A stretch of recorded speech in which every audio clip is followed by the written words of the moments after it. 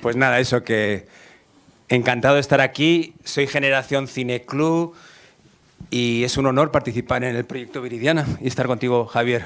Bueno, aquí. Lo primero, sí, gracias a todas y a todos, bienvenidos. Para mí es un placer también estar aquí con Pablo Berger hablando de esta película maravillosa que es Robot Dreams, además en el día de las nominaciones de los Goya, donde ha tenido 4 nominaciones, y además en este evento que es posible gracias al proyecto Viridiana. Ahora le vamos a dar un aplauso, el aplauso que se merece, porque creo que ha hecho una de las mejores películas españolas de este año. Esto es gracias al proyecto Viridiana, este evento, una asociación sin ánimo de lucro que se compone de más de 30 cines repartidos por todo el territorio español. Esos 30 cines que además están viendo en streaming y que han podido dejar sus preguntas y están dejando sus preguntas para Pablo Berger. Y un proyecto que además lo que hace es dar a conocer el cine español, el cine europeo, el cine de autor y promover las salas de cine, que creo que es algo muy importante en estos momentos. Yo os agradezco otra vez a todos, le agradezco sobre todo a Pablo Berger que haya venido en plena jornada y en plena maratoniana promoción que está teniendo de la película. Y una película que además ha pasado por Cannes, por Annecy, por Sitges. La gente está dejando sus preguntas, vosotros podéis levantar la mano y podéis hacer vuestras preguntas. También, esto es importante porque me han dicho, dilo, te lo voy a decir. El 14 de diciembre es el próximo evento del proyecto Viridiana, que será además con Yo Capitán, la película de Mateo Garrone, que es un drama sobre la inmigración espectacular, que también os recomiendo mucho. Yo voy a romper el hielo con una pregunta para Pablo Berger. Voy a empezar por el final, que son esas nominaciones a los Goya. ¿Cómo las habéis sentido? ¿Cómo las habéis disfrutado? No sé si se sienten más especiales en una película complicada como una película de animación como Robot Dreams. Ha sido curioso, ha sido muy curioso porque a mí me ha recordado la Lotería de Navidad. Y yo tengo cierta experiencia en la Lotería de Navidad.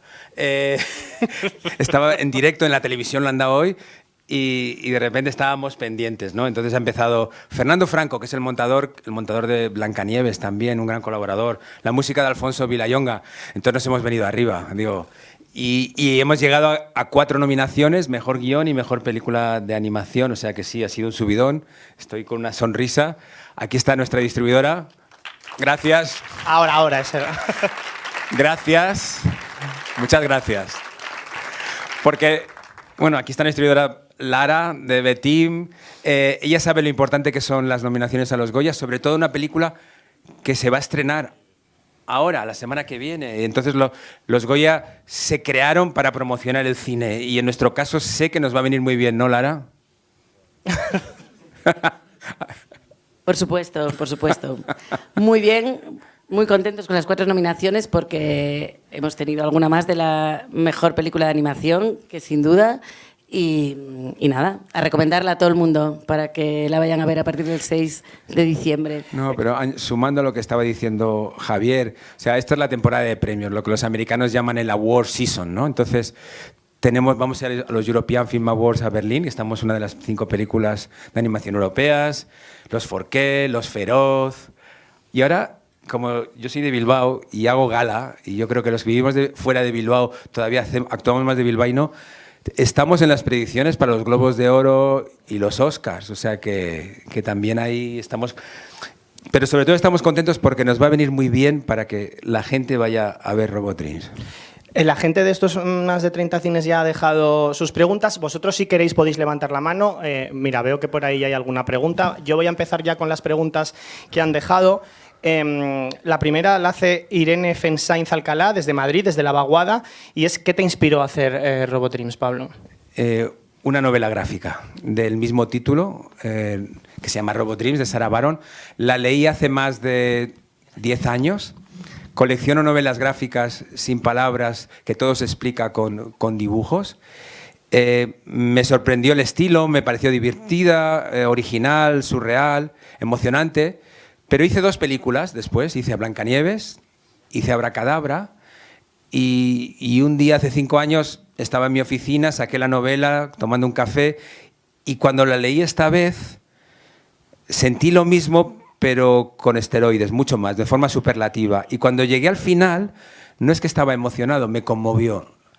Es el final. La única razón de hacer esta película de animación es el final. Había algo en ese final que me salieron las lágrimas que dije, Si a mí me ha sacado las lágrimas una novela gráfica por primera vez en mi vida, obviamente las novelas lo han conseguido muchas veces, el cine infinidad de veces, dije, si puedo trasladar el alma y la esencia de la novela gráfica al cine, y ese reto, y mi carrera se basa en retos, como tú bien sabes, Javier, dije, pues animación, pues tuve la suerte de que los productores consiguieron financiarla y 5 años más tarde estamos aquí estrenando Robot Dreams.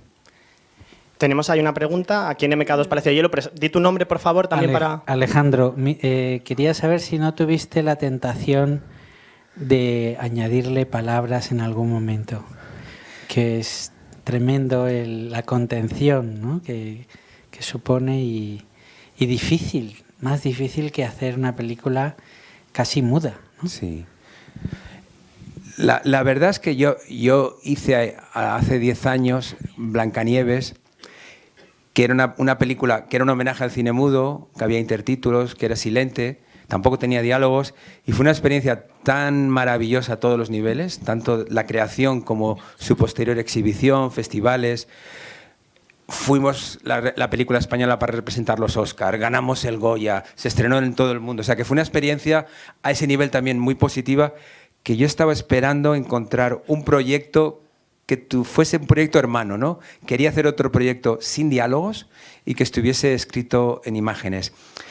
Y la razón para mí es muy sencilla, porque cuando yo estrené Blancanieves, que iba a la contra de todo lo que se considera una película comercial, y que me costó 8 años de mi vida para sacarla adelante, y de repente me encontré un público que la abrazó, y que la gente se me acercaba y se acercaba en lágrimas, y había tenido catarsis, y yo viví unos momentos muy intensos con el público, y la razón no era, bueno, qué gran película había hecho, bueno, a lo mejor no estaba mal la película, pero había algo de experiencia sensorial en el hecho de que no había diálogo y que había música, que se convertía casi, para algunos espectadores, como un acto hipnótico. Se metían en la pantalla y hacían sustituciones.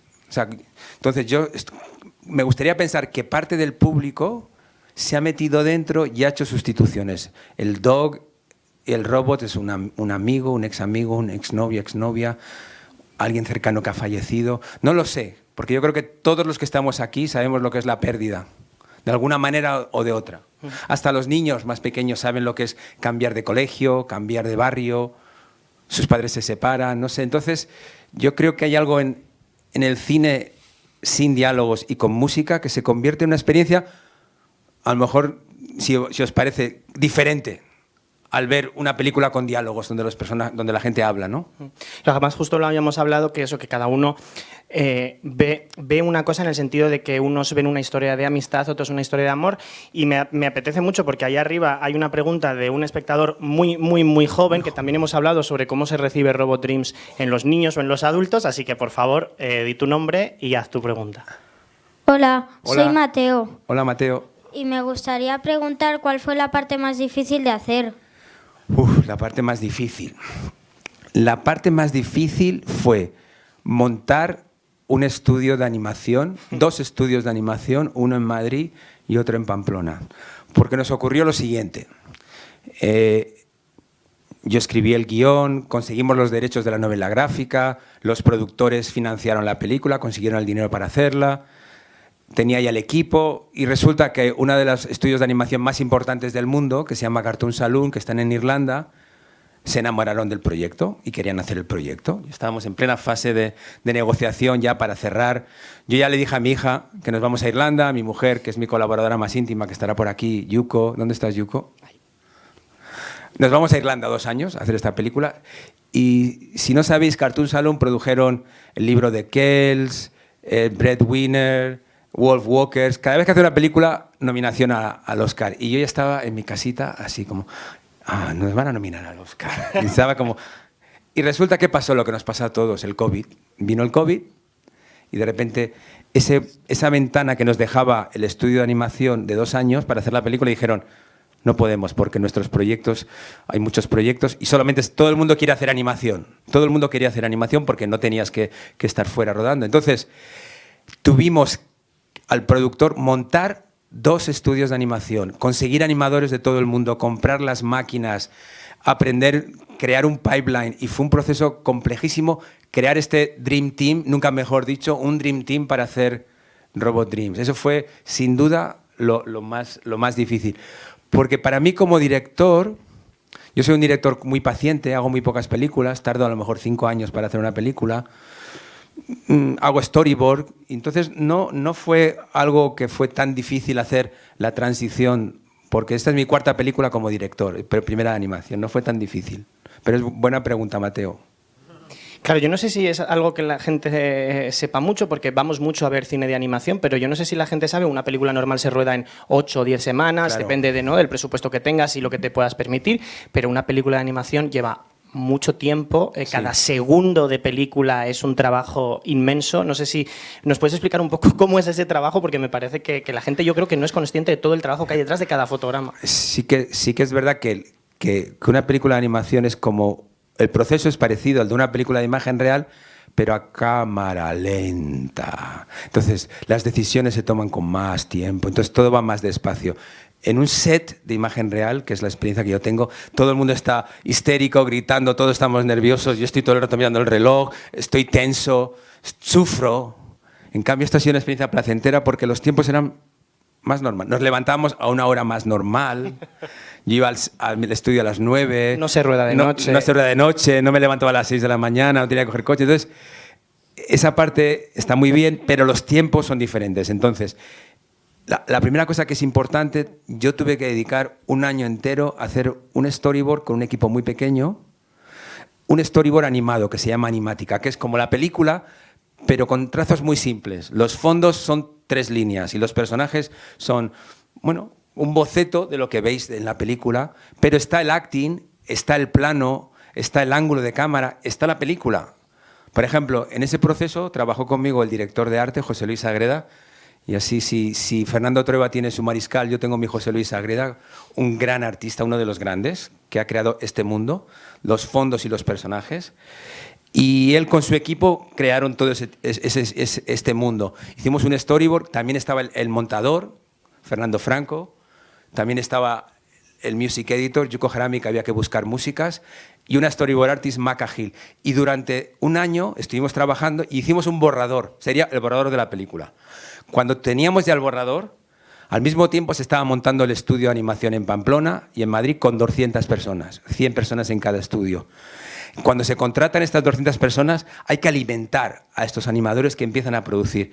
Y la animación tiene varios procesos. Tiene un proceso inicial que se llama el storyboard. Luego el siguiente paso ya se llama el layout, que es un poco más detallado. El siguiente paso es el rough y el siguiente paso es el tie-down, que todavía es más preciso. Entonces, y luego al final hay que entintar, y luego hay que colorear.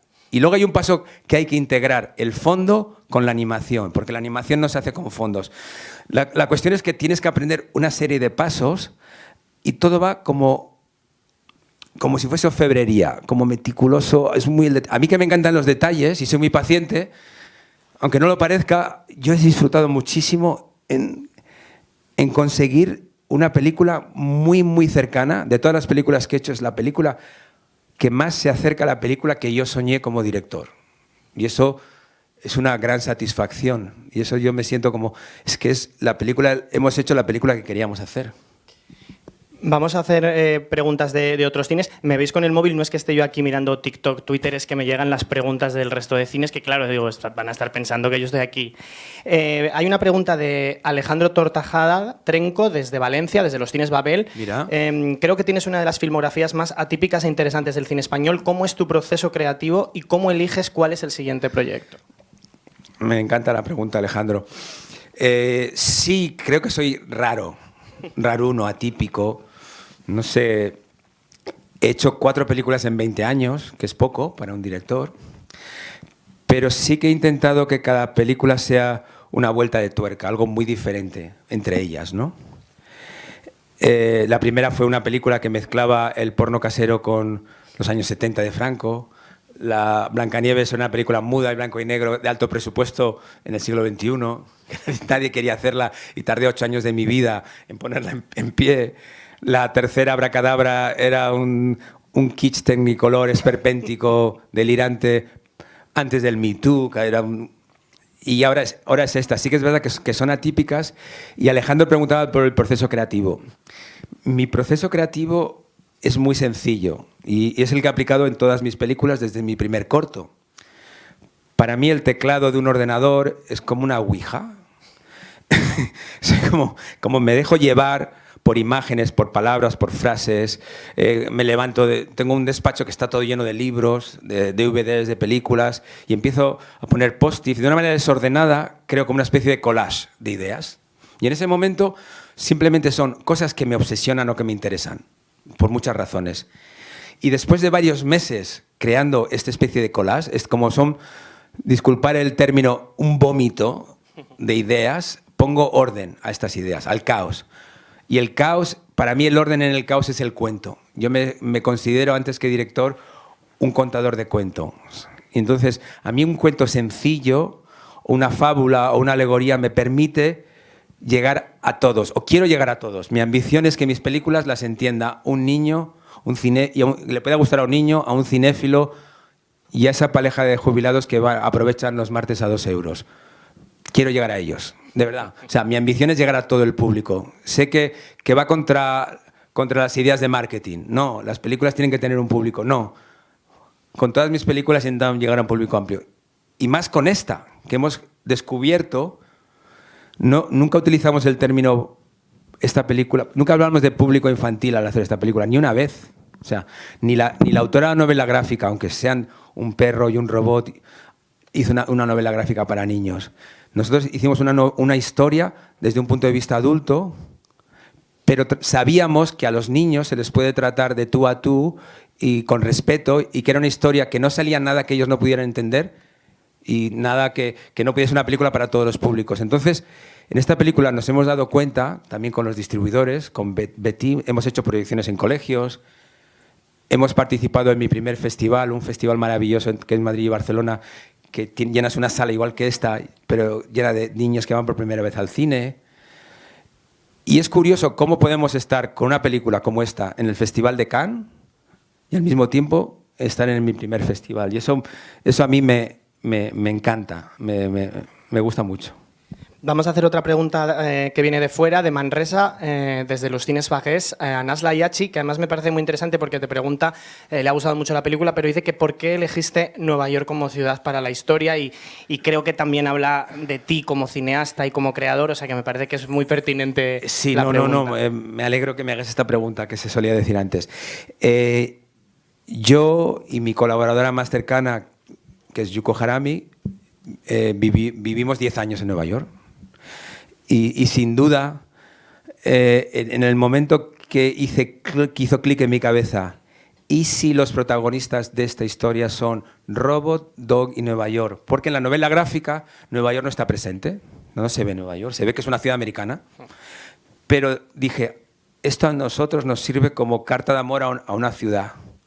Y no soy nostálgico, pero sí que tengo cierta nostalgia el Nueva York que conocimos, un Nueva York cuando Nueva York era el centro del mundo cultural. Ahora ya la globalización ha hecho que todas las ciudades se parezcan demasiado.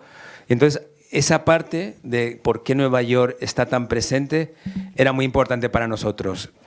Y todas mis películas son de época, o los 70, o los años 20, o en un tiempo incierto que era Abracadabra, o mi primer corto que era una distopía en el futuro. Entonces, también me encantan las películas de época, me fascinan las películas de época. Entonces, hacer una recreación fiel, pero fiel, de verdad que hemos sido exhaustivos hasta el mínimo detalle del interruptor, de las escaleras, de cómo era todo, para hacer una película de época, para que los neoyorquinos no nos digan, unos tíos de España han hecho una... De hecho, la crítica de IndieWire alababa lo bien que reflejaba Nueva York, que creo que es como uno de los mejores halagos que puede venir de allí. Yo, si sois cinéfilos, os recomiendo que leáis la crítica de IndieWire, que nos puso una A en IndieWire, que es lo máximo. Eso es sobresaliente. Que es sobresaliente, y decía que se había convertido en una de las grandes películas sobre la ciudad de Nueva York. Y eso nos llena de orgullo, que hayamos podido hacer aquí una pequeña película, porque esto comparado con la industria americana es una pequeña película, que los americanos la acepten.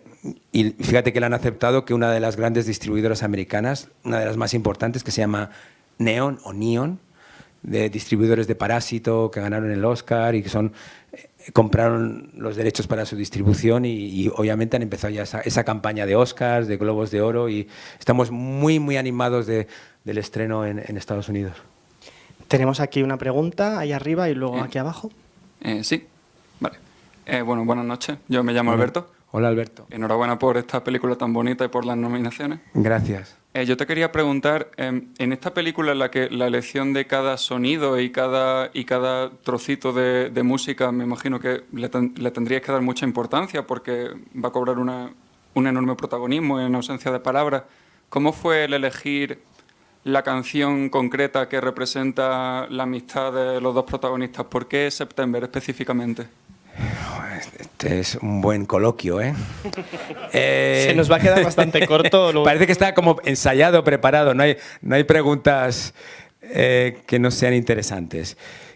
Es verdad que en esta película el paisaje sonoro es fundamental.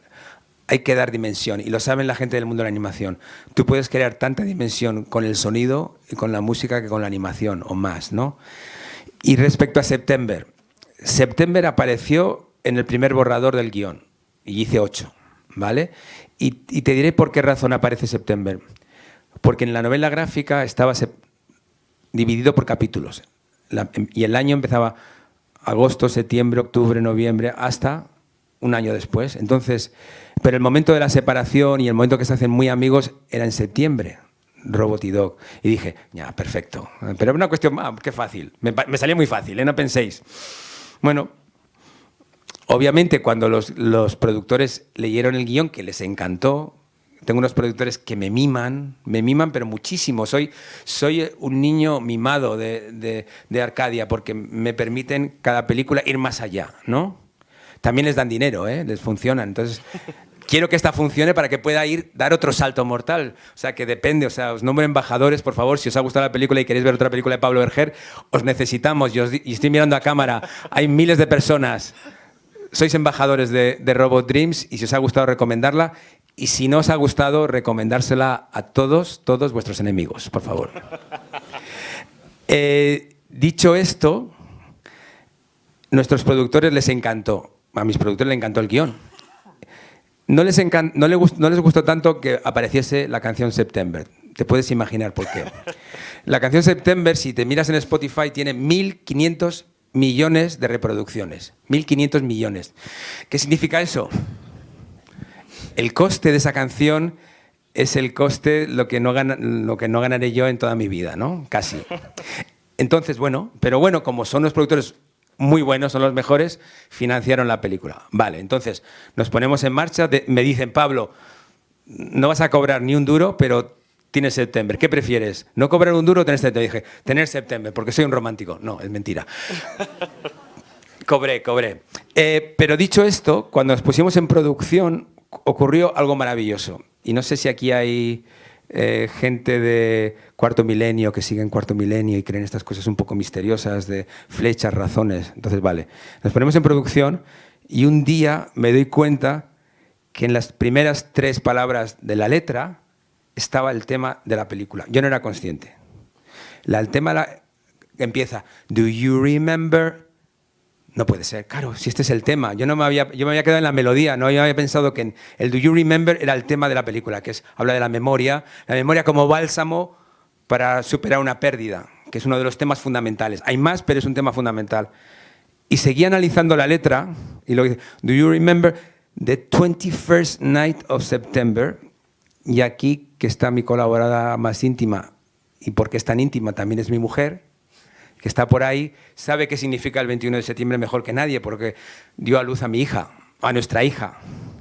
Entonces, como mis películas son como mis hijos, yo ahora tengo 4 hijos cinematográficos e hijas y una hija. Entonces, el mismo día que ella nació, entonces había demasiadas señales que decir, no puede ser. No voy a analizar toda la letra, que podría daros razones de por qué es importante esta canción, pero sí que es verdad que fue maravilloso, y descubrí una canción que es una canción, si tiene 1.500 millones de escuchas en Spotify, es una canción que por una razón misteriosa que ni ellos saben cómo han conseguido hacer algo que permite una escucha repetitiva. Yo no estoy cansado de September y fijaros que la hemos escuchado miles de veces, me sigue encantando y en esta película, en la mezcla, en las proyecciones, me parece una de las grandes canciones de la historia de la música. Nos quedan 5 minutos, vamos a intentar hacer 2 preguntas. Una viene desde fuera, desde la vaguada. ¿Qué consejos tienes para un animador que está a punto de graduarse, que quieren hacer una película de este nivel, que es algo que también hemos hablado del futuro de la animación? Y la última pregunta luego la hacemos Lara aquí abajo y Vale. así ya... Consejo que es un momento buenísimo para dedicarse a la animación. Ahí la producción en España ha crecido muchísimo. En los últimos años, muchas veces en la nominación a los premios Goya había una película de animación y era como un chiste. Entonces, el que se nominaba ganaba. Ahora no, ahora hay muchas más películas. Ahora puede haber 10 y nominan 5. Hay muchas películas que están en producción. Es que esté atento a las revistas de cine, que vaya a festivales, sobre todo que vaya a festivales de animación. O sea, yo creo que... Y mantener esa especie de comunidad. Es importante, siempre se dice, si vas solo llegas más rápido, pero si vas en grupo llegas más lejos. Es importante estar en contacto con otros animadores y hacer cortos, trabajar en cortos, aunque sea por muy poco dinero. Y tenemos aquí una pregunta que yo creo que nos va a dar clavado, porque Vale. luego hay proyecciones. Bueno, mi pregunta es relativamente sencilla, quizá no es tan buena como el resto. De cara a afrontar este proyecto nuevo y esta animación, sobre todo también adaptando de una novela gráfica, ¿cuáles citarías como grandes referencias de cara a realizar este proyecto? Vaya. Tenemos 5 minutos, ¿eh? Me chivan que tenemos 5 minutos, podemos... También buena pregunta, la tengo preparada esta también. Sin duda Japón. Estábamos mirando siempre a Japón. El oráculo está en Japón.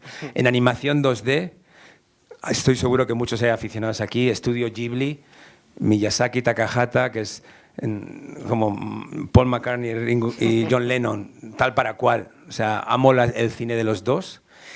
Pero iría un poco más atrás. Cuando yo era un adolescente, y aquí hay gente de mi edad, ¿eh? O sea, aquí hay jóvenes, pero también hay gente que tiene cierta edad. Recordarán Marco y Heidi. Yo lo recuerdo muchísimo. O sea, a mí me tocó. O sea, yo recordaba el cine de animación que veía en la televisión, que era como más ligero, de comedia, y de repente, cuando las grandes series de Marco y Heidi llegaron a la televisión española y a todo el mundo, de repente había personajes con emociones, había sentimientos, había complejidad. Y sobre todo, yo creo que no hay nadie que vivía en España en ese momento que no se acuerda del último capítulo de Marco. No haremos spoiler, pero lloramos todos, ¿no? Pues los japoneses, y en concreto, y curiosamente detrás de Marco y Heidi estaban Takahata y Miyazaki, que luego montaron el estudio Ghibli. Tenían que ser unos genios, no eran una serie de animación cualquiera, eran las grandes series de animación de la historia de la televisión. Entonces, su cine posterior, desde Totoro, Chihiro, Porco Rosso, me gusta todo. Entonces, y Takahata lo mismo, mi Princesa Kaguya, mis vecinos Los Yamada. Nosotros en mi camarote, que era el centro de operaciones del estudio, donde venía todo el mundo a hablar conmigo, o yo intentaba tomar las decisiones, teníamos la filmografía completa. Y muchas veces, ¿cómo hacían la lluvia? ¿Cómo harían esto? ¿Cómo se plantearía? Entonces, el referente era la animación japonesa. Y europea también hay que decir, Sylvain Chomet. Sylvain Chomet, me quito el sombrero. Bienvenidos a Belleville, el ilusionista. Está preparando una película para los que sepáis. ¿Está preparando película? Sí, la vende el mismo agente de ventas que lleva. Y a mí me hizo mucha ilusión cuando Sylvain Chomet y yo ya somos compañeros de agente de ventas y le ha gustado muchísimo. Le ha gustado muchísimo nuestra película. Muchísimas gracias. Gracias. Bueno, pues yo voy a pedir, lo primero, daros las gracias otra vez a todos los que estáis aquí en MK2 Palacio de Hielo y también a los que estáis en los más de 30 cines de toda España. Gracias al proyecto Viridiana por iniciativas como esta, pero sobre todo gracias a Pablo Berger por estar aquí y por esta película que es maravillosa. Un aplauso, por favor. Gracias, Javier. Muchísimas gracias. Muchísimas gracias. Muchísimas gracias, de verdad. Yo me voy a quedar un rato fuera, ¿eh? Si os ha quedado alguna pregunta, no quiero que os vayáis a vuestra casa sin que os quedéis con ganas de preguntar algo. Muchísimas gracias y voy a mirar a cámara a todos los que estáis en los 30 cines repartidos por toda España con el proyecto Viridiana. Muchísimas gracias por venir. Lo he pasado muy bien y nada, el 6 de diciembre en los mejores cines. Gracias. Muchas gracias. Gracias. Gracias, Javier.